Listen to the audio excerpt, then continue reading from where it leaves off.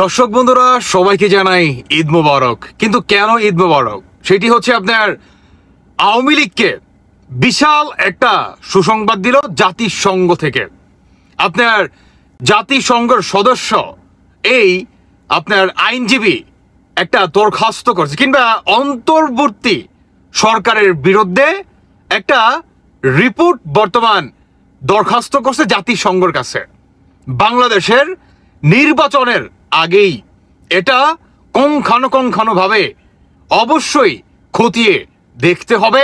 Even Awami লীগকে নির্বাচনে ফেরাতে হবে।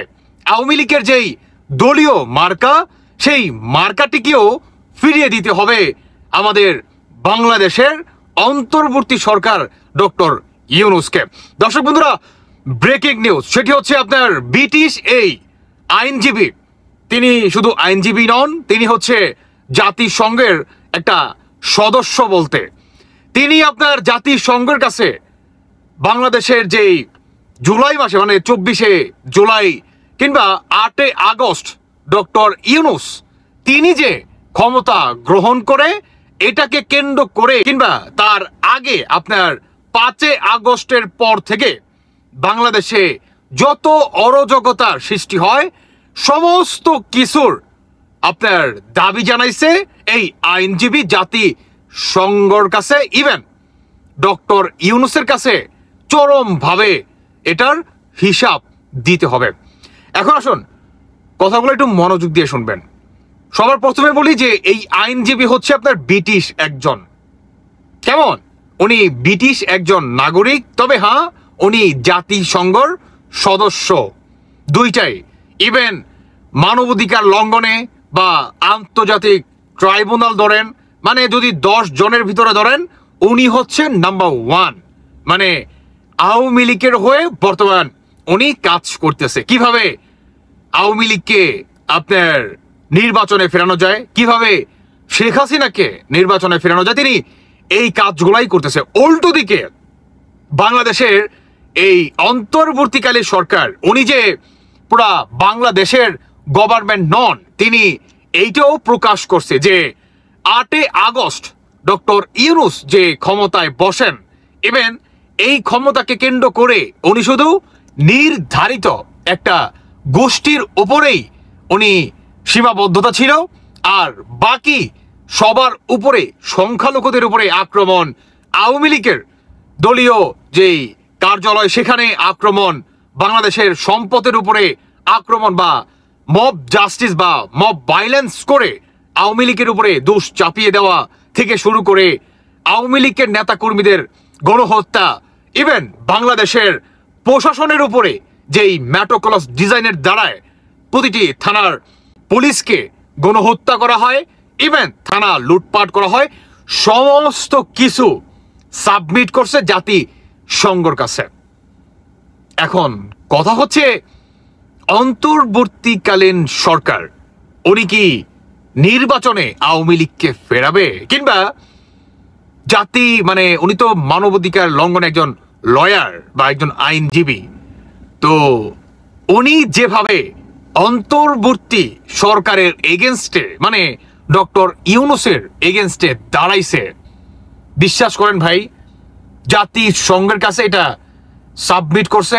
উনি শুধু এইটাও বলে নাই, উনি এইটাও বলছে যে ডক্টর ইউনূস যে ফেব্রুয়ারি মাসে নির্বাচনটি ঘোষণা করেন, এই নির্বাচন হবে কিনা এটাও দেখার বিষয়। উল্টো দিকে বাংলাদেশ আপনার একটা গণতান্ত্রিক দেশে কিংবা যেই দলের হাত ধরে বাংলাদেশটি প্রতিষ্ঠিত হয়, যেই দলের কোটি কোটি ম্যান্ডেট আছে, এই দলটাকে আন্ডারগ্রাউন্ডে পাঠিয়ে দেওয়া এটা কোনোভাবেই একটা গণতান্ত্রিক দেশের জন্য ভালো কিছু বয়ে আনবে না, তারা এইভাবে পর্যন্ত উল্লেখ করে। শুধু এটাই না, 5 আগস্টের পর থেকে আসিফ নজরুল আইনমন্ত্রী উনি যে আপনার আইন করে সমস্ত কিছু নিষেধাজ্ঞা করে দিয়েছে যে অন্তর্বর্তীকালের সরকার কিংবা যারা নাকি হত্যার শিকার হয়েছে, যে সমস্ত পরিবার মব জাস্টিসের শিকার হয়েছে, সেই পরিবারগুলো যে কেস মামলা করতে পারবে না, এটা যে আসিফ নজরুল আইন করে নিষিদ্ধ করছে, এটার এগেনস্টেও এই আপনার আইনজীবী দরখাস্ত করে। উল্টো দিকে শেখ হাসিনাকে কিভাবে বাংলাদেশে ফেরানো যায়, কিংবা আপনার ডক্টর ইউনূসের এগেনস্টে যেই 5 আগস্ট কিংবা জুলাই মাসে যেই গণহত্যা চালায়, 7.62 বুলেট দাঁড়ায় যেই মানে গণহত্যা হয়, শিবির ছিল, ছাত্ররা ছিল, জামাত ছিল, এদের হাতে এই অস্ত্রগুলা ছিল, বা যাদের দ্বারা নাকি ভাইলেন্সটা ঘটে, সব ভাইকে আপনার ডক্টর ইউনূসকে তদন্ত করে বের করার একটা জাতিসংঘের কাছে দরখাস্ত করা হয়। এখন কথা হচ্ছে যে লয়ার এই দরখাস্তটি জাতিসংঘের কাছে সাবমিট করে, মানে এটা কি আদেও অ্যাপ্রুভ হবে, এটা হচ্ছে বড় বিষয়। যদি আমার দিক থেকে বলেন, উনি নিজে একজন মানবাধিকার লঙ্ঘনের লয়ার, ইভেন আন্তর্জাতিক ট্রাইব্যুনালের গঠিত করার ক্ষেত্রে ওনার বিশেষ বা বড় ধরনের একটা ভূমিকা আছে। উল্টো দিকে উনি নিজেও জাতিসংঘের একজন সদস্য বটে। ইভেন ওই যে বললাম যে যদি 10 জন আপনি তালিকা করেন, তাহলে উনি একজনের ভিতরে, যদি 100 জনও ধরেন তাও উনি একজনেরই ভিতরে। আমি এটা বোঝানোর কিংবা ওনার যে কতটুকু প্রায়োরিটি বা কতটুকু যে ওনার যোগ্যতা বা ওনার যে যদি কোনো কিছু সাবমিট করে সেটা কত তাড়াতাড়ি অ্যাপ্রুভ হয়, এটা আমি বোঝানোর স্বার্থে বললাম।